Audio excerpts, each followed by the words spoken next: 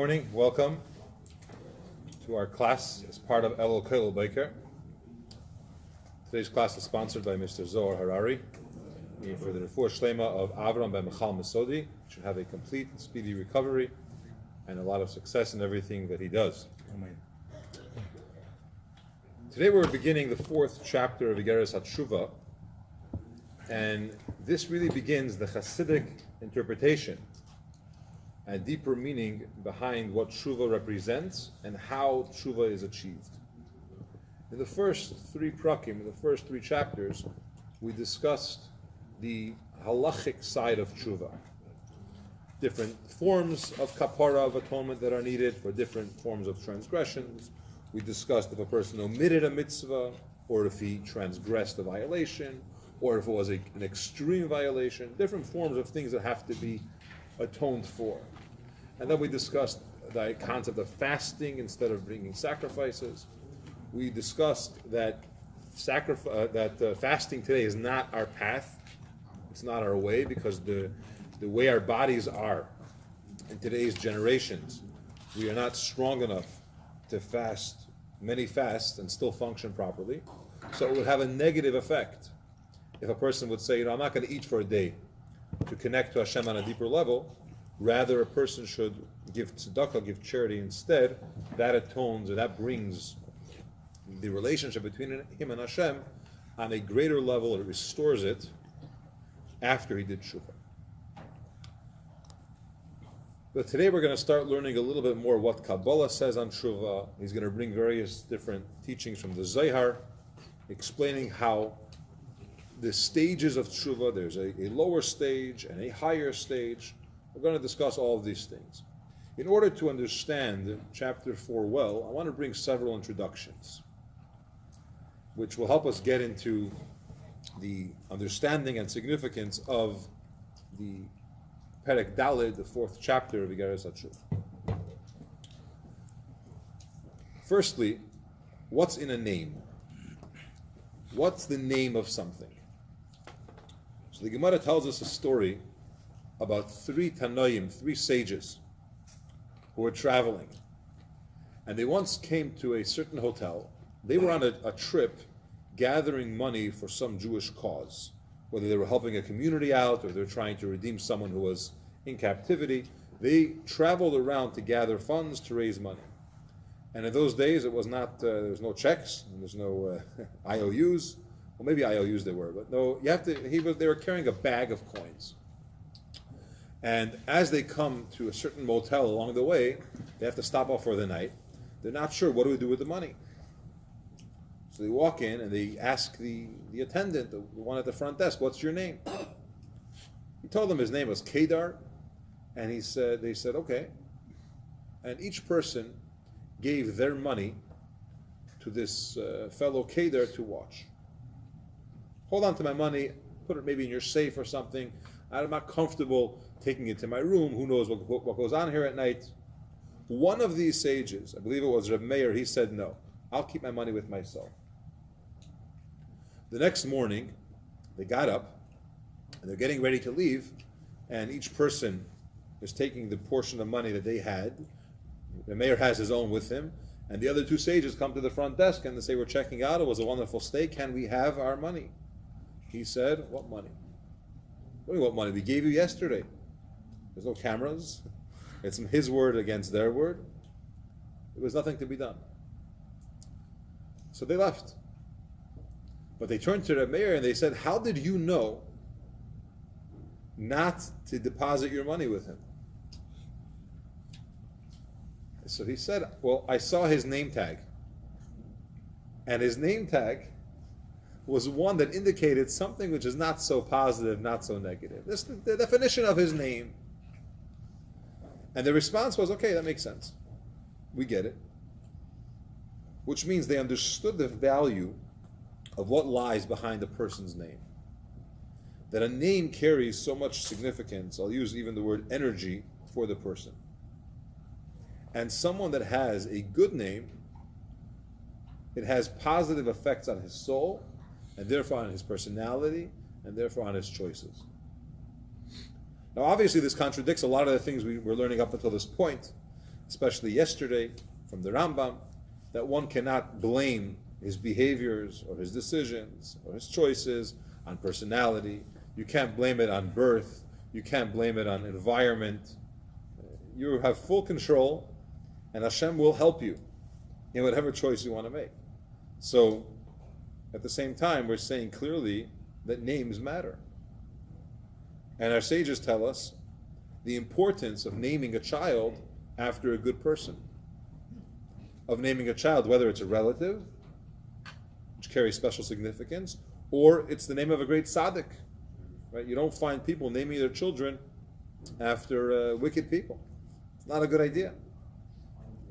So the name does carry an impact. Not only do names of people impact them, but the name of any object in Hebrew it's not just a reference term. How do you know if this is a table? We're going to use the word table. But the word in Hebrew for any object is the spiritual energy that's creating that object.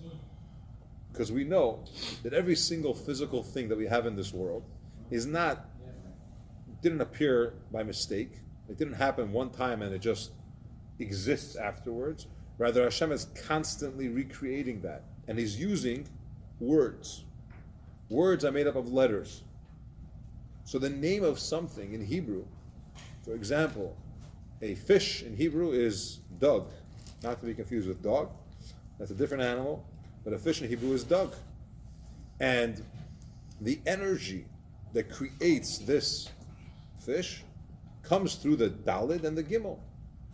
Which, by the way, one of the reasons why we have fish on Shabbos is because Dalid and Gimel is Gematria 7. It's the numerical version of 7. It's the seventh day of the week. One of the reasons. However, the point is that every single physical object that we have has a spiritual life force to it, and that spiritual life force comes through its name and through its letters, and that's what's there. So when a person has a name, it's very impactful to their life. Second introduction. There's something called sigula, which means a treasure. A treasure is something which you have not for a specific purpose. If you go to a museum and they have certain manuscripts, things that were written many, many years ago, centuries. These manuscripts have been scanned, rewritten. There's great places where you could read them, you could study them. But they spend tremendous amounts of money protecting the climate where these manuscripts are kept. They're protecting the status of it, the security of it. For what reason? There's no academic reason for it. They're not going to sell it or give it away. What's the point? And the same applies for many different things that we have, which is called the segula, which it's a treasure. Okay? You may have a few dollars in your pocket. The goal of that is to be able to buy something if you need to. But there are certain treasures, especially in royal families and kings, they're not meant to be spent. They're here just to have. They really don't want to use these things. It's here just in case if something happens, or even if not something happens. This creates a certain value to the kingdom that this exists. We are referred to by Hashem as Am Segula, a nation which will use the term treasure. There's something special about us, not because of what we're necessarily going to do, which we have a lot of responsibilities that we need to do, but there's a certain angle of specialty, of treasure which exists. Think about the relationship between parents and children. There's a certain treasure that exists. It's not because of what they do, what they provide. It's a treasure. And we have to explore multiple verses throughout Tanakh where this term segel or segula, treasure, is used. Keep this in mind, and let's go on to chapter 4. Perek Dalet. Ulam, Kol Hanal, everything we discussed up until this point, the last 3 chapters, where we just said that there are certain stages that have to happen depending on the violation or the transgression. the omission or the transgression. All of these things are ligmar hakapara. These are here to finish or to solidify the atonement. We spoke about levels of charity, we spoke about levels of fasting, we spoke about regret, resolve for the future, confession. All of these things are important components in Jewish law for Tshuvah, but that's for the Gemar Kapara, that's to solidify it, to finish it. Umiru kanefesh, and to wash away, purify the soul. La Hashem to God, achar Tshuvah, after a person does Tshuvah. As we quoted earlier from Gemara, in the first chapter of Zvachim, which is the volume that talks about offerings, sacrifices that were brought in the Beis HaMikdash, and he shares over there that a korban oila, which was an offering that the entire animal went up to Hashem. This korban is brought la'achar sharitza ha'praklet, after you went to the interceder. The example we brought was a person who did something wrong and angered the king. And then he got certain people to intercede on his behalf, and they went to the king and they asked him to forgive the person, and he forgave him.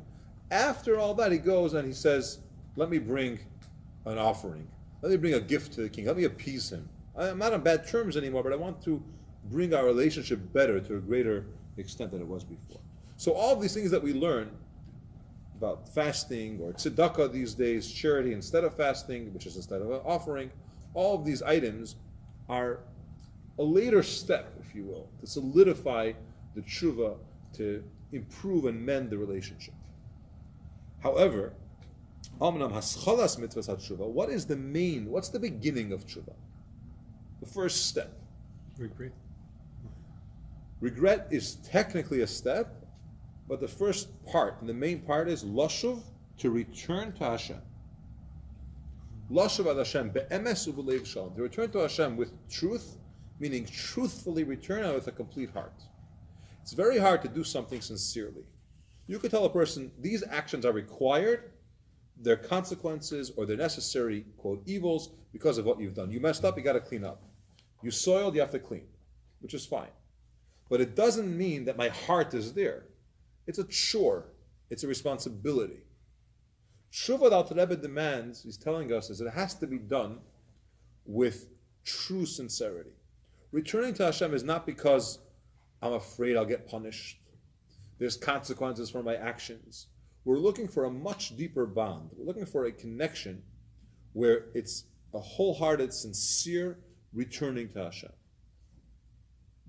Now, the term return means that's where we were before. Okay? It's not that we're creating a new relationship. It's not that we somehow have to develop or figure out how to connect. We are connected. But through the mitzvah, through the avera, or through missing the mitzvah, a person distanced himself from Hashem. And the idea of teshuvah, lo teshuvah Hashem, is he has to return to Hashem. This returning to Hashem has to be be'emes, with truth, u'b'leiv shalom, and with a complete heart. Not, it's Yom Kippur, there's a lot going on, maybe it's a good time to do teshuvah. It's got to be sincere. A person has to have, we'll use the expression, you have to feel it. You have to want it. It has to be really, important to you. You have to mean it. So let's understand this a little bit. In order to understand this more, what does this really mean, to return to Hashem? We need to explain this well, says the Alter Rebbe, with a broad and deep explanation. It's going to begin, it's brought in the Holy Zohar, the Biur Milas Tshuvah al Derech HaSoid. Wants to explain what is the definition of Tshuvah based on Seid, based on the secrets or the mystical, the inner parts of Torah. What is Tshuvah? The Maggid of Mizrich was once sitting together with his Chavraya Kadisha, his Talmidim, his students, his disciples. And we know the Alter Rebbe, the author of the Tanya, is a disciple of the Maggid of Mizrich. And he spoke to them about Tshuvah. And he said that Tshuvah has to be to return to Hashem to the extent that it's be'emes u'b'leiv shalom. You have to return. And you have to return to such a level until Havaya will be Elikecha. Now Havaya is one name of Hashem, which is spelled Yud K Vav K. I hope to be able to explain this as we go along. But it's the four-letter word of Hashem. And you have to return to Hashem to such a level that the spiritual concept of Hashem's name, known as Yud K Vav K, Havaya, becomes Elikecha, your God, which is a level of godliness, the way it connects to the world and judgment and so on. When he said this, his student, one of his students, Rabbi Zusha of Anapoli, who later became a great Rebbe in his own right, a great tzaddik, he walked out of the room and he said, this is a very, very high level of Tshuvah. I'm going to return to Hashem to the extent that some spiritual name called Havaya is going to become Elikecha. Now, the term Havaya is a level of godliness which brings about creation, but in a way that it's higher than the world. It transcends physicality and materialism. Elikecha is the term that Hashem used when He created the world. Reishis bara Elikim, which represents the godly energy or the godly relationship on a level that connects with the world. So, bear with me here, we're going to explain this. But Havaya becomes Elikecha. He's like, wow, I'm going to take such a high level of godliness and bring it into a level which, relatable is not the right word for this, but I'm going to bring it to a level of Elikecha. That's tremendous. How does one do that? And he said, I need to divide this word Tshuvah in 5 parts. Taf, Shin, Vav, Beis, and Hey. Which these are going to be 5 letters. Each letter represents another word. And it's going to be the steps, the bite size, if you will, of reaching this level of Tshuvah. And the Taf, the first letter, he said, stands for Tamim Tiya Em Hashem Elekecha. The verse tells us you should be whole, complete, sincere with Hashem. So step number 1, when it comes to doing Tshuvah, again, not the halachic component of Tshuvah, of the steps that have to be taken, regret, resolve, confession to Hashem, but on a mystical angle of this, how we could connect Hashem on a real level, idea of Tshuvah, it starts with Taf, is Tamim Tiya Hashem Elekecha. Be complete, be whole. Don't do it in a haphazard way. Hashem, it's one of my responsibilities in life, I got to do it. Be there fully. It should be a priority. You should be completely doing it. Wholeness. What's the idea? So in Zohar he explains that the idea of Tshuvah, according to Said, according to the secrets, is Teshuvah. That the Hey gets returned. Now in the names of Hashem you have a Yud, a Hey, and then a Vav and a Hey. These 4 letters make up the name of Hashem. But they also express certain components in our relationship with Hashem and Hashem's relationship with the world. And Teshuvah means the Hey has to return to Hashem. The Yud K, Vav K, the Hey has to return to the Vav. Now, if you look at the letter Hey, let's start with the Vav, which comes after Hey. But a Vav starts off small on top, and then it comes down on a line, right? That's the form of a Vav, which represents a certain godliness, a certain level of godliness, which is up here at the top, and it's flowing down the Vav into this world.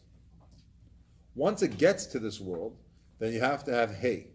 Hey is wide, right? Which represents hispashtus, spreading out, expansion. What we need to do is we have to take that level of the Vav, the energy, the godly force that comes into this world, and it has to expand to have an impact in the world and on the person. Sometimes you have the seed, but it's not being developed. You have the connection, but it's not being acted on. You have the part, but it means nothing to you. We're looking for a level in Tshuvah where we turn to Hashem, that these letters become connected, that the chain, the process is working. But before we could do that, we have to have the sincerity, we have to have the wholeness of heart. It has to be complete.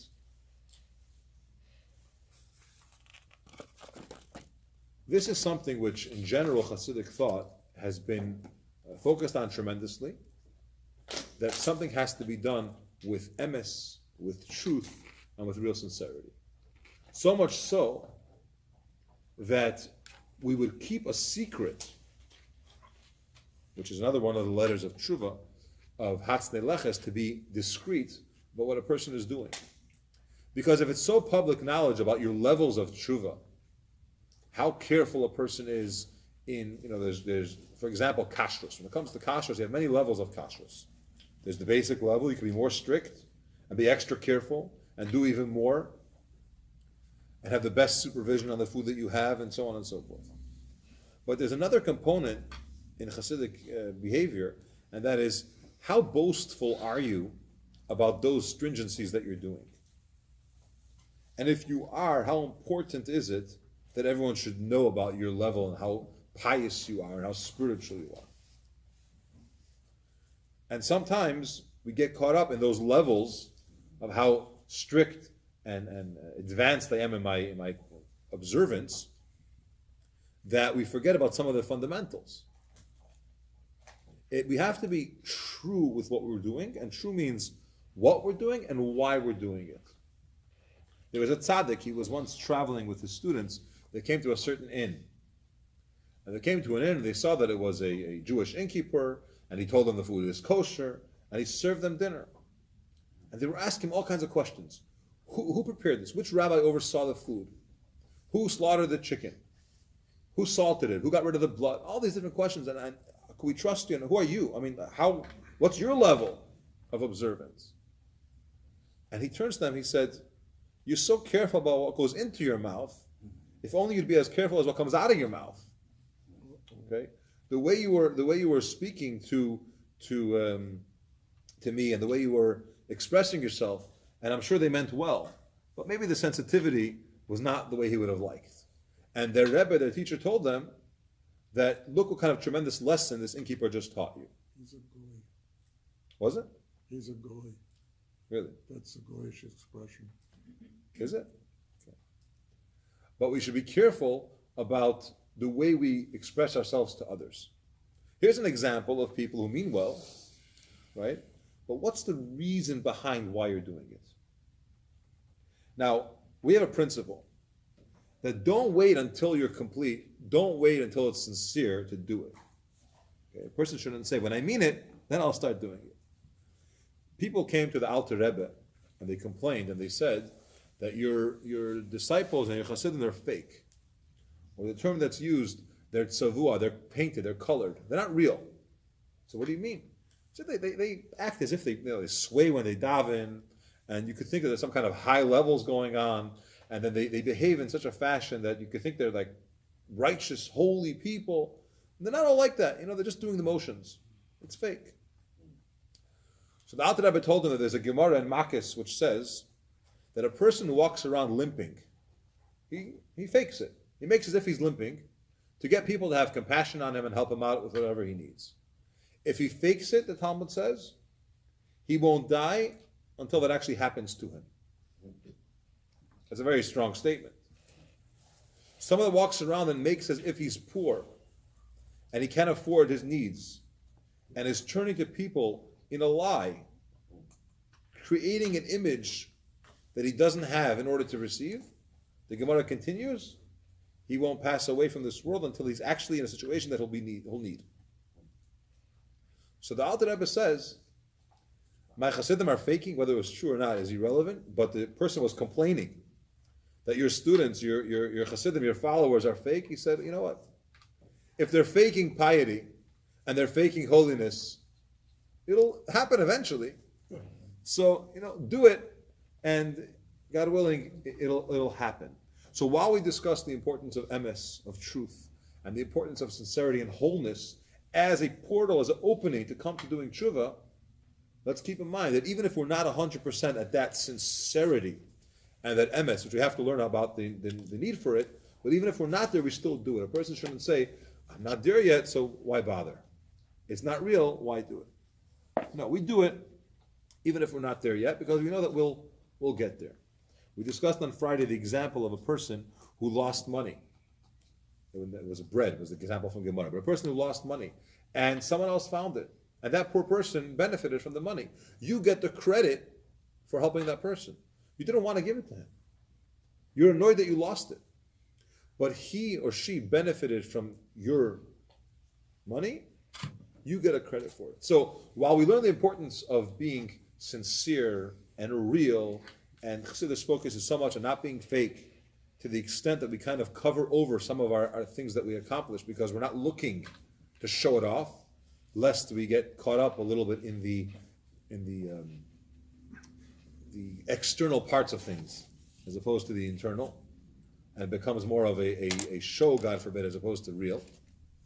But at the same time, if we're not there, we should not get dejected and just do it, because the main thing is to do it.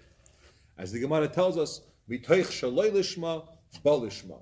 When a person does something out of not for the right reasons, in the end it'll come to being the right reasons. Okay, so a person is serving Hashem for other reasons. Let's say he's afraid of punishment, or let's say he wants reward, which are all accurate concepts, but he's not doing it because of the connection that he wants with Hashem. Or other reasons, which could be ulterior motives. I gave a pretty holy example. But if someone is doing these things for other reasons, out of doing it for not for the right reason, in the end you'll end up doing it for the sake of heaven. So just do it. But Chassidus takes this term even deeper. It says, the lashon is mitoich shalei lishma ba lishma.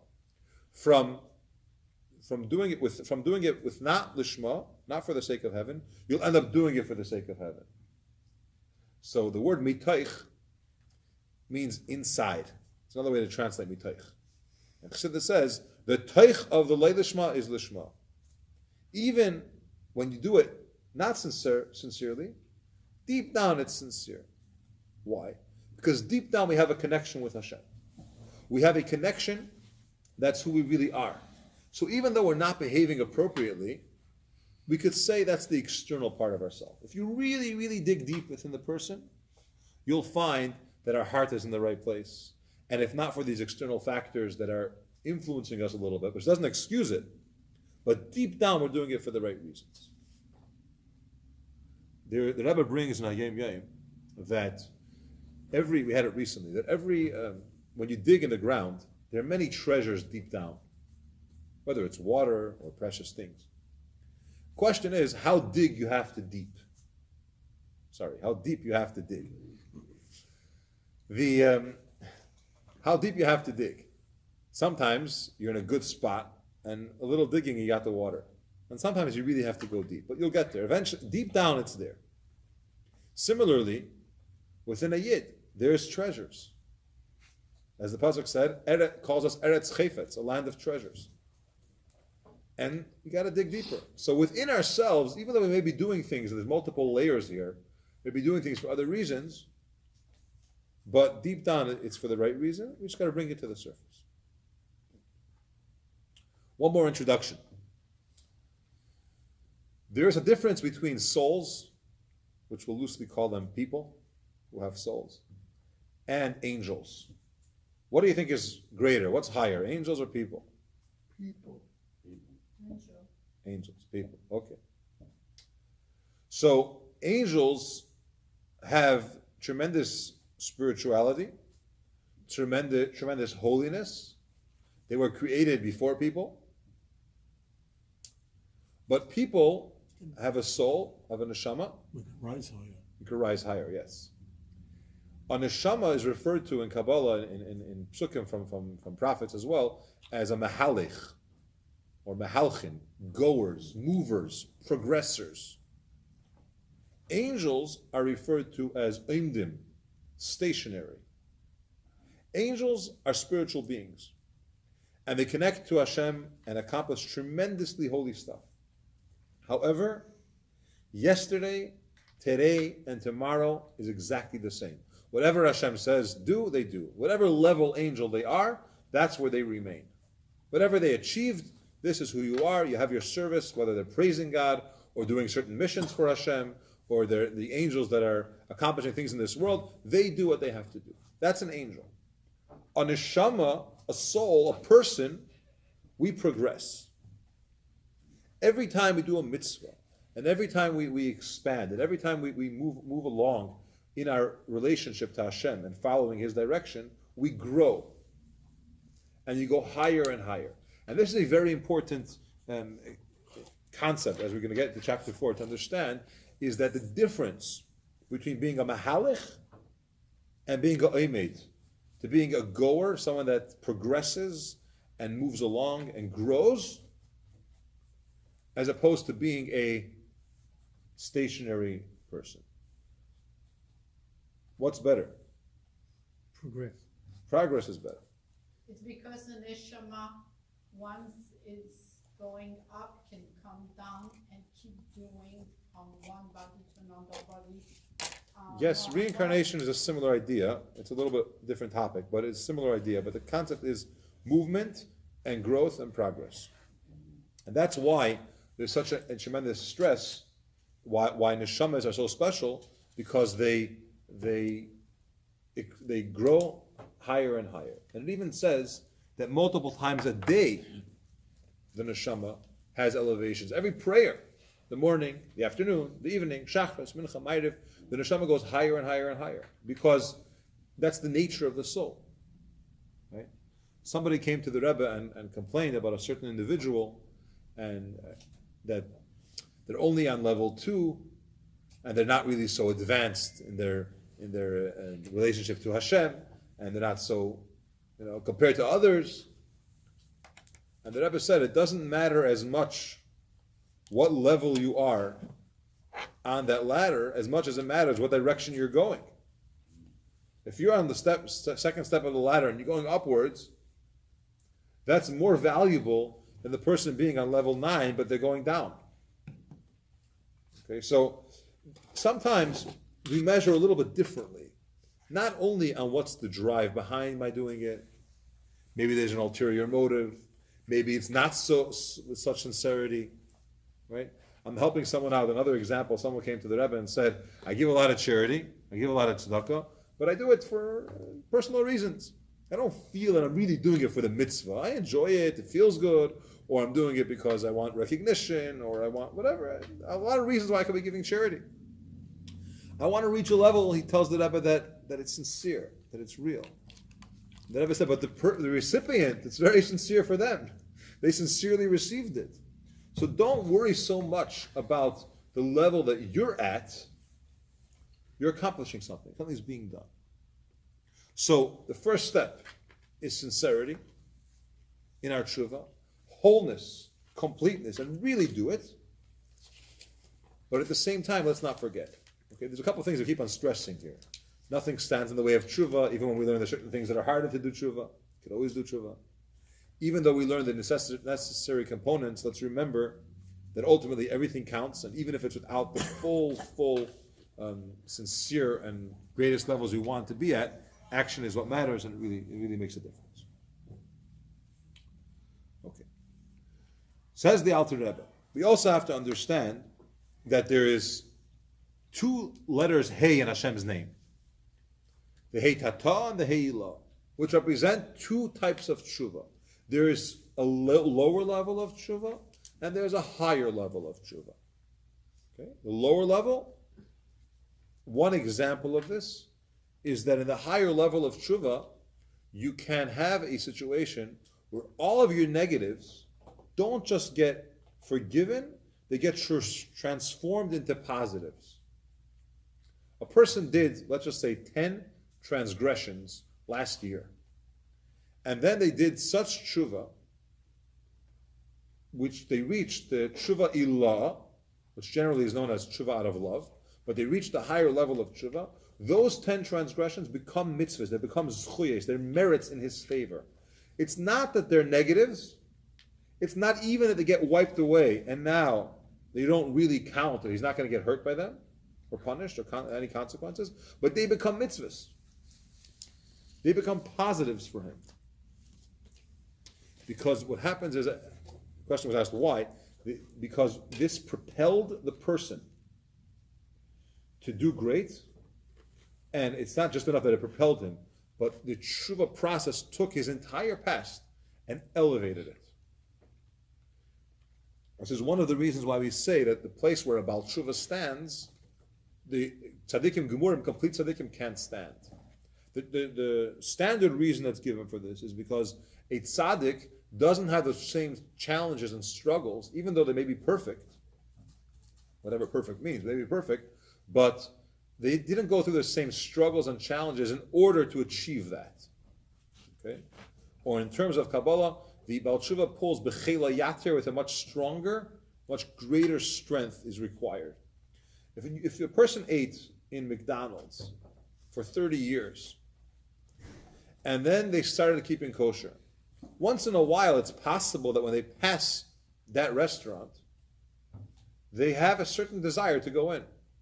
Maybe that's not the best example, but they want to go in because they know what it tastes like, they know how cheap it is, comparatively speaking to some other establishments, and they like it. So they're in the mood, they want it. And they have to force themselves, I'm not going there. It's not kosher, I keep kosher, I'm not going there. The tzaddik never stepped foot in there. He has no idea what it tastes like. He doesn't know how much it costs. And he has no interest. It's just like another building. You have these industrial buildings that you drive by. It doesn't catch your eye even. It has no impact on your life. So the Baal Tshuvah goes through a struggle. So it's worth way more because they need to control themselves, and it takes much more effort. The tzaddik just coasts by. So when a person did things in the past, this is not standard teshuvah, this is a higher level of teshuvah, he could reach a level where his negatives now become positives. They become mitzvahs, zchusim for him. Now, although it's a very, very lofty level, the Rebbe says we have to strive to reach that level. And we could reach that level. It's not easy, and there's other steps that are required before that. So now that we know that we have two stages of teshuvah, teshuvah tata, the lower one, and teshuvah ilah, he says, let's understand another idea. It says in the Zayar and other places that teshuvah does not help for someone that ruins his bris, which means he tries to undo the fact that he has a circumcision, and meitizer levatala, one who wastes seed. And the Alter Rebbe says, "V'udavar tamua ma'id." It's a very strange thing. It's so wondrous. What does this even mean? We know that there's nothing that could stand in the way of teshuvah. Even someone who worshipped idols, even someone who gilui arayis, the adulterous type of transgressions, even such things, there is teshuvah, and a person could do teshuvah. So why do we have this term in the Zayar that certain things can't do teshuvah for? So obviously there's levels of teshuvah. There's things that are very difficult to achieve, but it's possible to achieve. In order to understand this, let's look at the Zayar. The Zayar says that at teshuvah tata, the lower level of teshuvah doesn't help for certain things. Basic teshuvah will not work for certain sins. What will be required, and it is achievable, is teshuvah ilah. This higher level of teshuvah. Let's stop for a moment and take some questions. Well, yeah. I thought all along we were talking about today the higher level of teshuvah, which I heard was teshuvah me'ava. I heard that there's a lower level, teshuvah me'yira.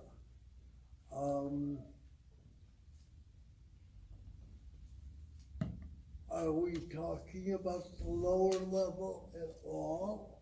Yes. Are we saying that if you have the lower level, you start there, it will become higher? Is that what you meant by lo lishma bo lishma? No. Let me summarize a few components here. When it comes to teshuvah tata and teshuvah ilah, there are certain things that are required in teshuvah. Regret, confession, vidui, resolve, things have to happen. But within that mystical part of teshuvah, that relationship, that turning to Hashem, there's many, many stages. Generally, the lower and the higher. But in the lower, there are many parts. It's not just yira, it's not just out of fear, it's also out of love. In love, there's many, many levels. There is something in Kabbalah is called ava b'tainugim, a love of delights. Not lights, but delight, like pleasure. Where a person has this tremendous enjoyment in serving Hashem. There's myriads of levels. The B'tayich Shalei Lishma Bal Lishma was here to underscore that while we learn about the importance of sincerity and wholeness, we shouldn't feel that if we're not there, then it's worthless. Because deep down, we're all there. In other words, the essence of us is connected to Hashem on such a level, deep down there's treasures. Really, we're good. We want to do the right thing. It doesn't excuse our misbehavior by saying deep down you're good, but it helps us understand that we're not bad people. We are good people, and there's certain things that have to be transformed, modified, but deep down it is Lishma. So when we talk about the importance of doing it out of sincerity, let's not give up so fast, in case we're not sincere. Then I totally don't understand the idea that for some things Tshuvah won't help. Either you did Tshuvah or you didn't do Tshuvah. I don't know what the not helping means. Okay. Halachically, Tshuvah will help for everything. You can get through it. Kabbalistically, certain things are required to reach that deeper level of Tshuvah. Tshuvah of punishment, to get out of punishment, there's a prescription how that's done. Okay? Regret, confess, resolve. If you could manage to regret them, and manage to confess, and manage to resolve, then Hashem wipes away. But how do you make sure that you actually regret? How do you actually resolve? How do you actually return to Hashem? These are things where there's levels. Depends what I did, depends why I did it. The example of a person that says, I'm going to do an Aveira, I'll sin, and then I'll do Tshuvah. Okay, the next morning he comes, I'm here, this was the plan on my schedule, it says Tshuvah today. That's great, but how sincere are you? And is it so easy to be sincere when you planned this all along? Right? I'm going to go have a good time, make fun of people, and then I'll come back and I'll tell them I'm sorry. Are you really sorry? You're not sorry you did it, this was you planned on doing it. You could still be sorry, but it's much harder to reach that level. Some switch has to happen within yourself that you say, I regret that behavior. Not just you say it, you mean it. So, we barely touched the surface of chapter 4. God willing, tomorrow we'll learn it. Please join us tomorrow morning. Thank you again to today's sponsor, Mr. Zohar Harari, for the refuah shlema of Rambam Laws. Have a complete, speedy recovery and success in everything that you do. Amen.